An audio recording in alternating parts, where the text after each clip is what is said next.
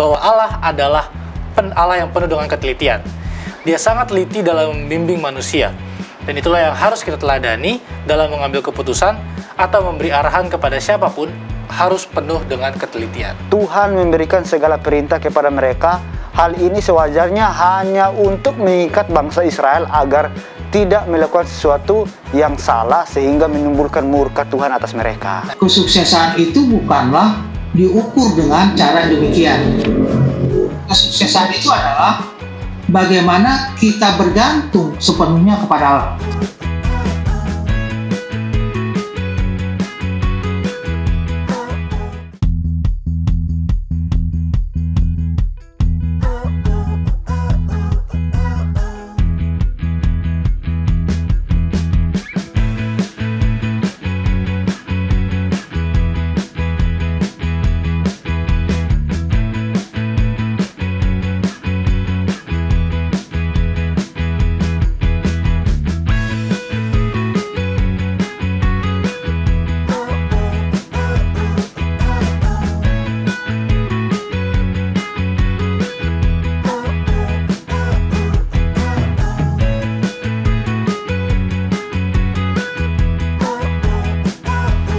Halo teman-teman, apa kabar? Semoga hari ini menyenangkan.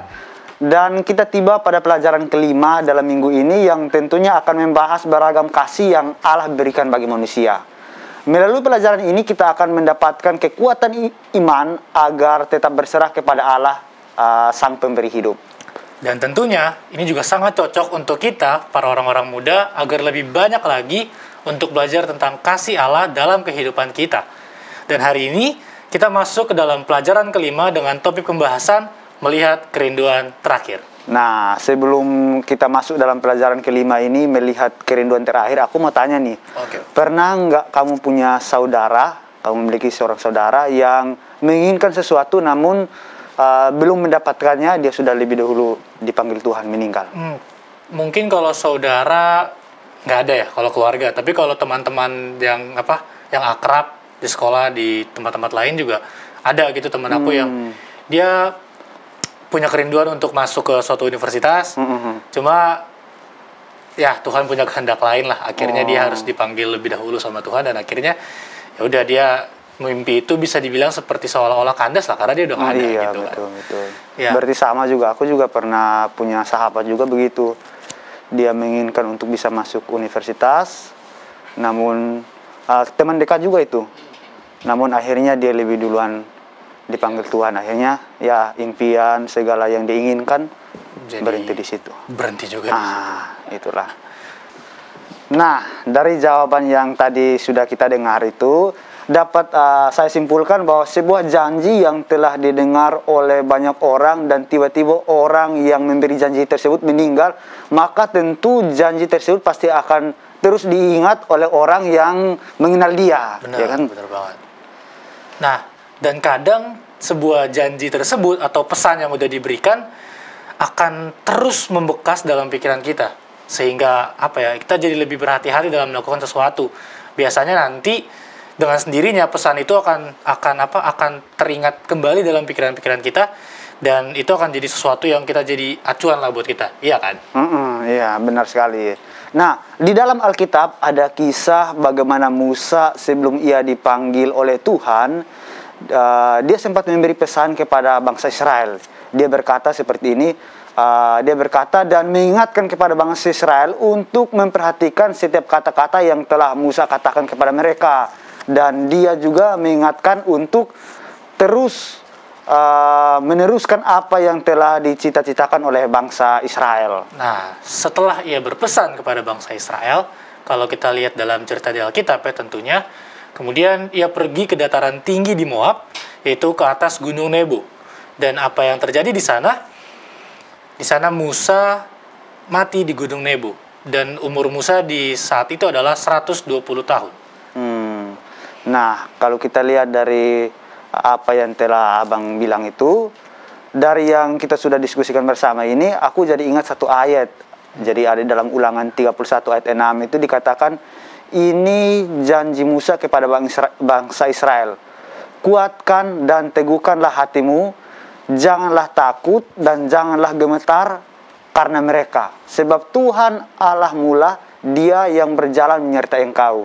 Ia tidak akan membiarkan engkau dan tidak akan pernah meninggalkan engkau. Nah, dari ayat tersebut jadi suatu aplikasi yang penting untuk kita semua, bahwa apapun yang terjadi, kedekatan kita dengan Tuhan adalah sesuatu yang sangat-sangat penting. Tuhan menginginkan kita untuk tetap dekat terhadap-Nya, dan dengan begitu Tuhan memberikan kita banyak kemudahan. Maka cara sederhana untuk mensyukuri adalah dengan tidak berpaling dari hadapan. Nah, itu benar sekali. Jadi dikatakan bahwa sebab aku Tuhan Allahmu, Dia yang akan berjalan di tengah-tengah kita, dan Dia tidak akan membiarkan kita bahkan meninggalkan kita. Ini sebuah janji yang bagi saya ini sesuatu yang sangat-sangat indah. Ya, dan bukan cuma buat Bang Epi aja, tapi buat saya juga tentunya ini suatu hal yang sangat-sangat indah, dan tentunya perlu kita ingat bahwa hal inilah yang perlu kita pikirkan dalam kehidupan kita sehari-hari. Nah, benar sekali. Jadi pelajaran kali ini adalah sebuah pelajaran yang sangat luar biasa, karena kita berbicara tentang melihat kerinduan terakhir. Nah, kita akan membahas semuanya di sini bersama aku, Frayan Geraldo dari Jemaat Rawamangun. Aku Epimanu dari Jemaat Bukit Harapan. Tetap di Cornerstone Connection.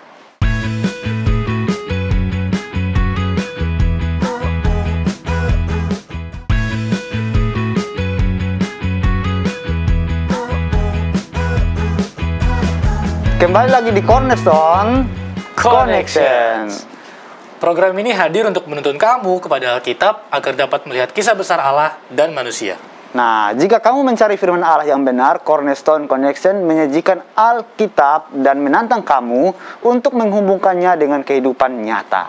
Dan sepanjang triwulan ini, tema besarnya adalah garis di pasir. Nah, dan minggu ini kita akan belajar dalam pelajaran kelima dengan judul Melihat Kerinduan Terakhir. Dengan ayat inti yang terdapat dalam Ulangan 32 ayat 45 sampai 47.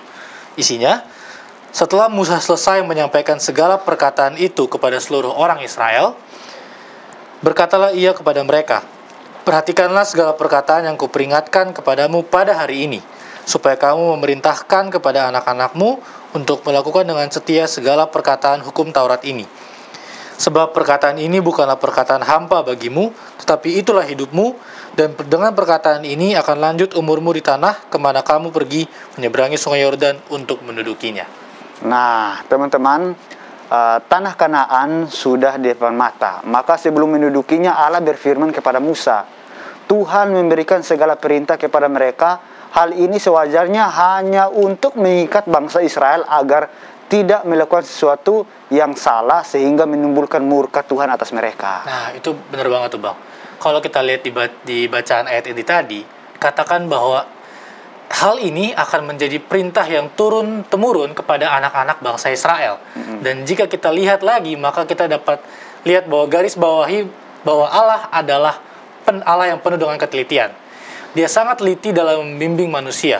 Dan itulah yang harus kita teladani dalam mengambil keputusan atau memberi arahan kepada siapapun, harus penuh dengan ketelitian. Nah, sebelum itu ada juga satu kutipan nih dalam Alfa dan Omega jilid 2 halaman 79, dikatakan seperti ini.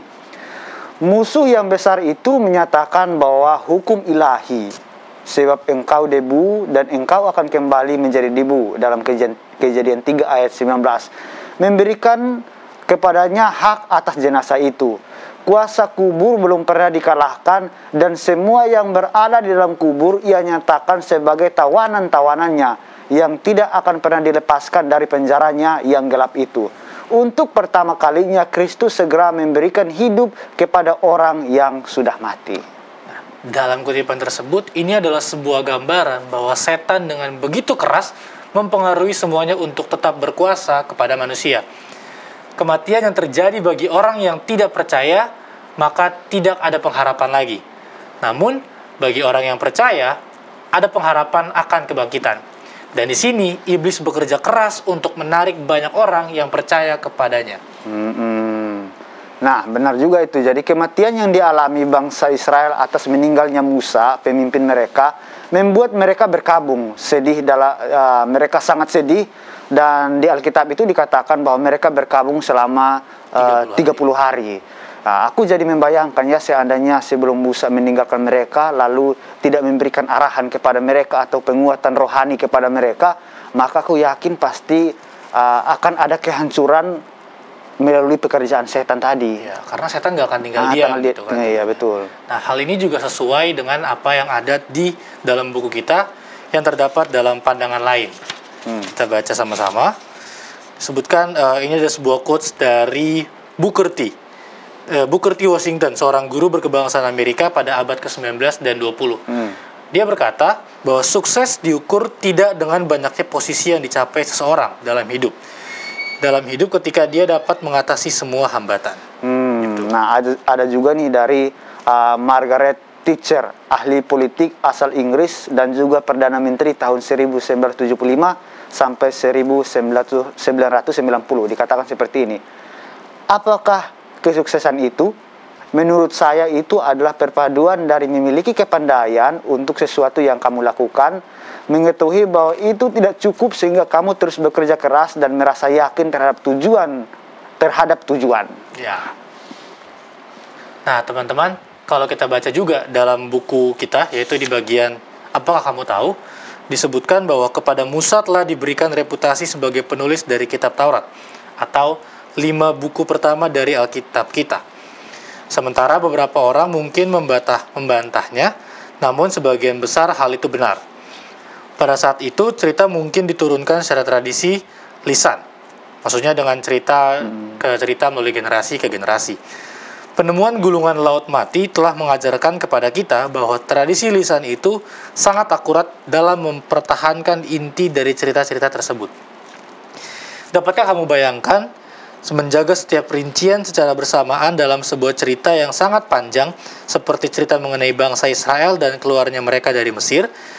Kita cukup kesulitan untuk mengingat satu hal yang diminta oleh orang tua kita untuk kita lakukan. Nah, dari bacaan kita dalam buku Apakah Kamu Tahu, di sana kita temukan campur tangan Tuhan dalam segala hal, ya kan?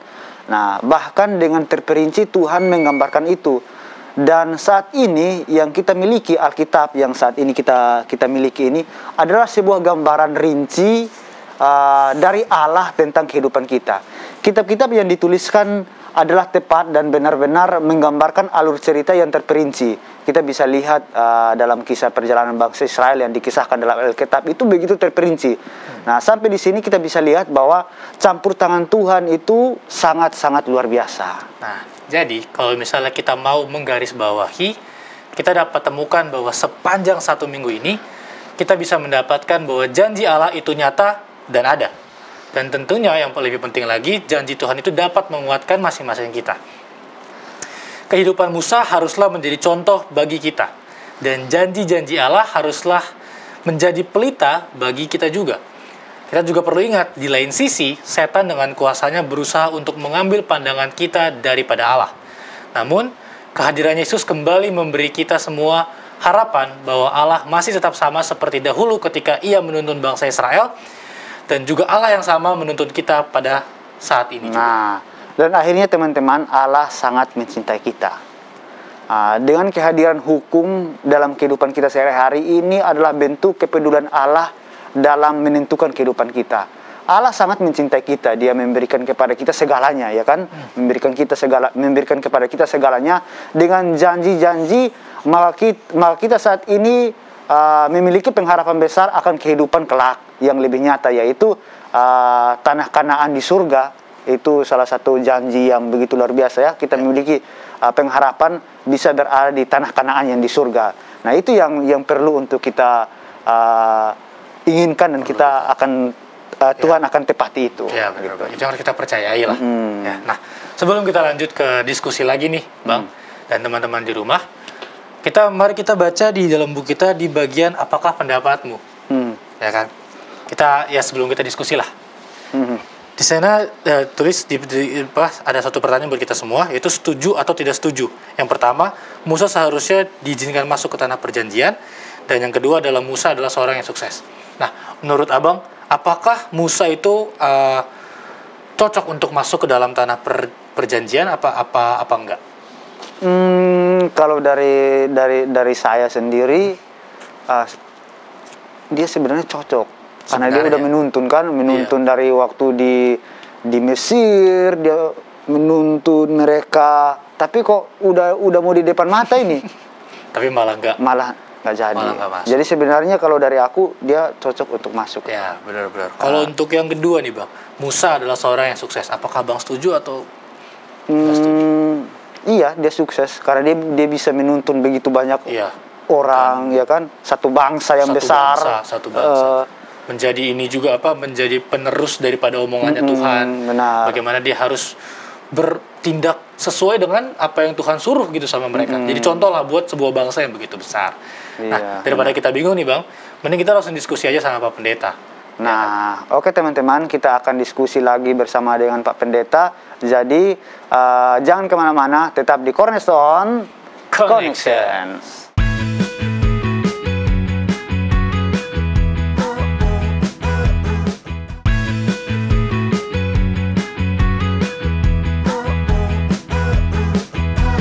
Kembali lagi di Cornerstone Connection.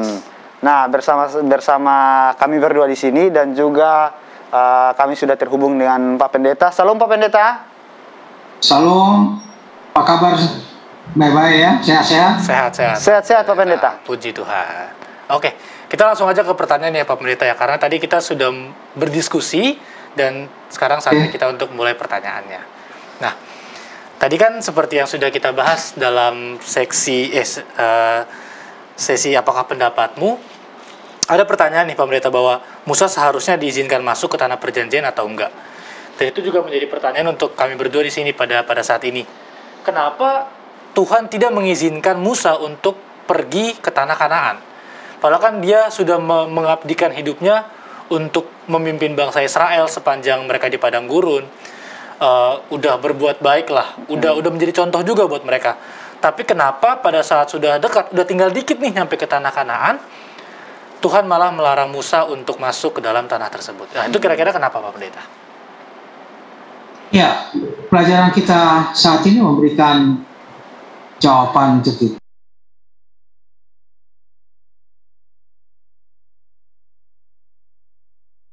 Melihat kerinduan terakhir, walaupun dia tidak masuk, tapi Allah memperlihatkan tanah Kanaan itu pada Musa. Jadi ada orang yang memang dalam kehidupannya dia ingin sesuatu, tapi kemudian tidak sempat dia lihat apapun, dia tidak pernah lihat, tidak pernah apakan semuanya, sehingga dia itu ya nggak ada apa-apanya. Tapi Musa kan berbeda. Musa masih diperlihatkan negeri Kanaan itu. Kemudian kenapa dia tidak masuk walaupun begitu banyak jasanya, ya, kalau ditimbang-timbang antara baik dengan tidak baiknya, kayaknya lebih berat baiknya gitu ya. Tetapi bagi Allah kan bukan itu masalahnya. Bagi Allah memberikan contoh kepada kita semua, kepada umat manusia, kepada bangsa Israel pada waktu itu, jangan coba main-main dengan Allah dalam apa yang Allah perintahkan kepada Musa. Banyak yang merasa bahwa Musa itu tidak masuk oleh karena Tuhan suruh pukul satu kali, pada waktu pukul batu supaya keluar air, dia pukul lebih dari satu. Tapi kalau kita baca dengan lebih teliti, buku Mazmur juga mengatakan, Mazmur 106 ayat 32-33, ya, kalau saya nggak ininya, itu mengatakan bahwa sebenarnya bukan mukulnya itu yang salah, tetapi pada waktu bangsa itu meminta air, dia katakan, kamu pikir saya ini siapa yang harus minta ke saya air? Bagi Tuhan, itu seolah-olah bahwa yang membuat keluar bangsa Israel, menyeberang laut, kemudian jalan, kemudian dalam segala sesuatu pencobaan dan lain sebagainya, seolah-olah itu jasa Musa. Bukan jasa atau pertolongan dari Tuhan. Jadi Tuhan ingin memberikan pelajaran kepada kita semua, juga pada bangsa Israel pada waktu itu, bahwa sebenarnya kita ini gak ada apa-apanya. Segala sesuatunya itu dari Tuhan. Nah, Musa teledor dengan kata-katanya, yang membuat dia tidak bisa masuk ke tanah Kanaan, walaupun Tuhan masih memberikan kepadanya untuk melihat tanah Kanaan itu. Itu mungkin jawaban saya. Oke, baik. Terima kasih Pak Pendeta atas jawabannya begitu luar biasa Pak Pendeta. Dan dari penjelasan Pak Pendeta, saya timbul satu pertanyaan lagi Pak Pendeta. Kita tahu tadi kita sudah belajar tadi bahwa Musa adalah pemimpin yang sukses. Nah, pertanyaannya Pak Pendeta, bagaimana supaya kita atau kami orang-orang muda ini bisa menjadi pemimpin yang sukses? Bagaimana caranya Pak Pendeta? Ya, pelajaran sekolah sahabat kita memberikan sukses itu apa sih? Pelajaran sekolah sahabat apa sukses itu? Kalau uangnya banyak dibilang sukses. Kalau punya rumah yang banyak dibilang sukses. Atau kalau dia pintar, ya, otaknya pintar gitu ya, IQ-nya tinggi, maka dia katakan sukses. Ya. Atau dia segala sesuatunya berhasil, maka dikatakan sukses. Pelajaran sekolah sahabat kita memberikan bahwa kesuksesan itu bukanlah diukur dengan cara demikian. Kesuksesan itu adalah diukurnya dengan cara bagaimana kita bergantung sepenuhnya kepada Allah. Itu pelajaran sekolah sahabat kita pada saat ini. Musa bisa dikatakan sukses oleh karena kadang-kadang dia jatuh, tapi dia kembali bergantung lagi kepada Allah. Kadang-kadang dia jatuh, dia kembali lagi bergantung lagi kepada Allah. Jadi banyak kali dia selalu lari kepada Allah, dia selalu bergantung kepada Allah. Ya. Kan sahabat lalu ataupun pelajaran kita yang lalu memberikan kepada kita bahwa diprotes kan, ya. Yang protes saudaranya lagi, ya. Yang protes saudara, tapi kembali dia lari kepada Allah. Ada masalah lainnya dia lari kepada Allah, ya. Walaupun dalam di pelajaran kita menyinggung bahwa dia tidak masuk oleh karena hal yang tadi sudah kita katakan tadi itu. Tapi sukses yang diberikan pelajaran sekolah sahabat kita bagi kita pada saat ini melalui pelajaran Musa adalah bagaimana kita selalu bergantung kepada Allah, bukan kepada pikiran kita, bukan kepada harta kita, bukan kepada intelektual kita, bukan kepada hal-hal lainnya. Tapi sukses itu adalah bagaimana kita bergantung kepada Tuhan. Oke. Kita lanjut ke pertanyaan selanjutnya ya Pak Pendeta. Jadi Musa sebagai pemimpin kan dia telah meninggalkan warisan kepada bangsa Israel. Dia telah mengingatkan sama bangsa Israel dengan pesan-pesannya dengan melalui hukum Tauratnya juga. Nah, pertanyaannya adalah apa aja sih yang Musa tinggalkan kepada bangsa Israel, dan bagaimana caranya kita sebagai seorang pemimpin dapat meninggalkan warisan yang baik juga untuk lingkungan di sekeliling kita. Ya, mungkin yang sangat jelas dari pelajaran kita adalah bahwa suksesi kepemimpinan itu dia jalani dengan baik, ya. Untuk penggantinya dia sudah siapkan dengan baik, ya. Itu mungkin salah satu yang bisa kita lihat daripada Musa. Jadi dia tidak kalau saya nggak ada, ya siapa pemimpinnya? Siapa yang ini? Enggak, ya, tidak demikian. Dia sudah tahu bahwa kalau saya tidak ada, kalau saya sudah Tuhan izinkan untuk beristirahat, maka pengganti saya ini. Dia sudah ajarkan bagaimana bergantung kepada Tuhan dan bagaimana mengandalkan Tuhan dalam kepemimpinan maupun mengandalkan Tuhan dalam kehidupan sendiri. Ya, jadi satu pihak bahwa Musa memberikan data-data itu, ya, dengan baik, dia mempersiapkan siapa yang menjadi penggantinya. Kemudian hal lain yang bisa kita lihat bahwa Musa itu lebih kepada dia lebih berserah kepada Tuhan. Itu sebabnya kan dia seorang yang tadinya cepat marah, masih ingat ya pada waktu dia di Mesir, kemudian ada berantem, dia langsung bunuh, ya. Tapi kan dia berubah sampai dikatakan bahwa dia salah satu seorang yang sama Tuhan itu sangat dekat, ya, dan kata-katanya pun sangat lembut, ya, untuk memberikan kepada kita bahwa ya mari belajar setiap saat untuk bergantung kepada Tuhan. Mari belajar setiap saat untuk mengubah tabiat kita.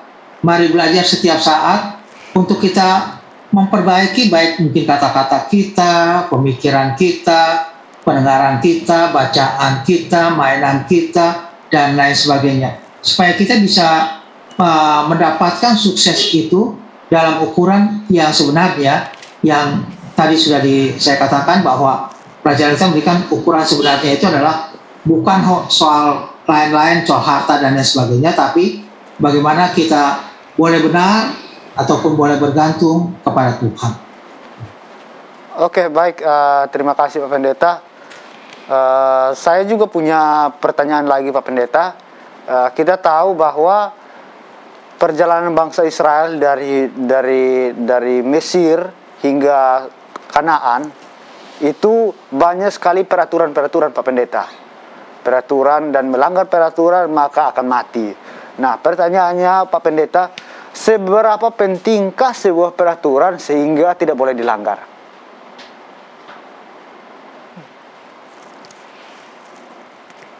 Iya, kembali bahwa ada hal-hal yang sangat krusial, ya, yang memang harus taat strict, ya, taat strict. Tapi ada hal-hal yang memang kita hanya bentuknya adalah kesehatan semata. Misalnya kalau ada sesuatu yang binatang yang haram kemudian jatuh, kalau dipecahkan sekarang hanya bersihkan saja dan lain sebagainya. Itu dari segi kesehatan dan lain sebagainya. Tapi ada hal-hal yang memang kita harus strict, ya. Harus pada waktu Tuhan katakan tidak, ya tidak, gitu. Pada waktu Tuhan katakan jangan, ya jangan, ya. Jadi perintah-perintah itu diberikan tentunya dengan prinsip bahwa kita untuk lebih dekat kepada Tuhan ataupun menyucikan Tuhan, tapi bukan juga perintah-perintah itu jadi ditambah-tambahin, ya. Pelajaran kita memberikan bahwa bangsa Israel, ya, sampai berbuka cukup panjang 30 hari pada waktu kematian Musa itu, ya. Tapi mereka itu bisa merasakan bahwa oh, selama ini kita yang kurang baik. Selama ini rupanya Musa memimpin kita itu bersama-sama dengan Tuhan, dan Tuhan sebenarnya yang menyuruh Musa untuk melakukan ini dan melakukan itu. Jadi perintah itu harus kita jalankan dengan baik, ya, di dalam hal-hal prinsip, tapi juga bukan menjadi satu patokan yang jadi fanatik atau legalis dan lain sebagainya. Tidak demikian, ya. Allah memberikan pelajaran bagi kita pada saat ini bahwa mengikut Tuhan itu hal yang menyenangkan. Bahkan pelajaran terakhir, maksud saya bacaan terakhir pelajaran kita memberikan bahwa Musa itu mati, ya, kemudian Allah sendiri yang kubur, ya. Kalau kita lihat di dalam ayat yang diberikan bagi kita di ke dalam cerita itu, ya, ke dalam cerita, maka kita dapatkan bahwa Musa itu Allah sendiri yang kubur, jadi bukan siapa-siapa. Jadi satu kesukaan, satu sukacita, satu kegembiraan pada waktu kita berjalan bersama-sama dengan Tuhan mengikuti perintah-perintah Tuhan. Jadi ikuti saja perintah Tuhan dengan baik, ya. Tapi juga jangan ditambah-tambahin perintah-perintah lainnya, ya, sehingga bentuknya jadi legalis. Tidak demikian. Tapi ikuti dengan baik, karena tentunya ada maksud Tuhan yang baik untuk kita. Oke, baik, terima kasih Pak Pendeta. Dan Pak Pendeta, tidak terasa kita sudah mau berakhir Pak Pendeta. Jadi boleh Pak Pendeta memberikan satu atau dua kalimat kesimpulan bagi kita supaya sahabat-sahabat Cornerstone di rumah bisa selalu mengingat pada kehidupan mereka sehari-hari. Dan setelah itu Pak Pendeta boleh mendoakan kita bersama-sama.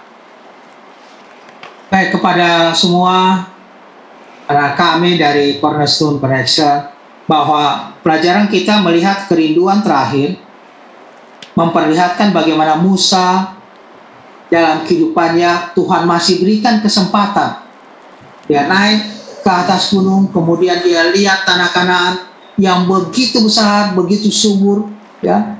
Tapi dia juga bersuka walaupun dia tidak bisa masuk ke sana. Dia tahu konsekuensi apa yang telah dia lakukan, sehingga dia tidak masuk. Tapi dia mengikuti semua perintah Tuhan dengan baik. Jadi pelajaran kita meminta pada kita, kalaupun kita punya kerinduan, marilah serahkan kepada Tuhan, agar Tuhan boleh memberikan, mengabulkan kerinduan-kerinduan kita yang memang sesuai dengan kehendak Tuhan. Baik, kita sama-sama tunduk kepala untuk berdoa. Bapa di surga, terima kasih karena firman Tuhan bagi kami pada saat ini. Terima kasih karena Tuhan mengingatkan kami akan perjalanan dari hamba-Mu Musa pada saat-saat terakhir kehidupannya. Kami terima kasih karena pelajaran yang Tuhan berikan. Biarlah kami selalu bergantung sepenuhnya kepada Tuhan dalam segala aspek kehidupan kami. Tuhan kiranya boleh memberkati kami. Bagi orang-orang muda dimanapun pada saat ini berada, Tuhan boleh memberkati mereka dalam kehidupan mereka sehari-hari, dalam kebutuhan hidup mereka Tuhan berikan, juga dalam yang sakit Tuhan berikan kesembuhan bagi mereka. Ampuni segala dosa dan kesalahan kami. Kami berdoa dalam nama Anak Yesus Kristus, Tuhan dan Juru Selamat kami. Amin. Pendeta, itulah pembahasan cornerstone kita pada sepanjang pekan ini bersama sahabat-sahabat di studio dan juga Pendeta Beni Tambunan sudah berakhir. Terima kasih ya. Ya, semangat terus dalam mempelajari Alkitab beserta juga dengan sekolah sahabat kita Cornerstone Connection, agar dengan demikian kita dapat merasakan dan melihat bahwa ada janji pengharapan Allah yang nyata dalam kehidupan kita sehari-hari. Nah, terima kasih ya. Jadi terima kasih sahabat-sahabat Hope Channel Indonesia yang selalu setia dan mempelajari akan firman Tuhan melalui Cornerstone Connections.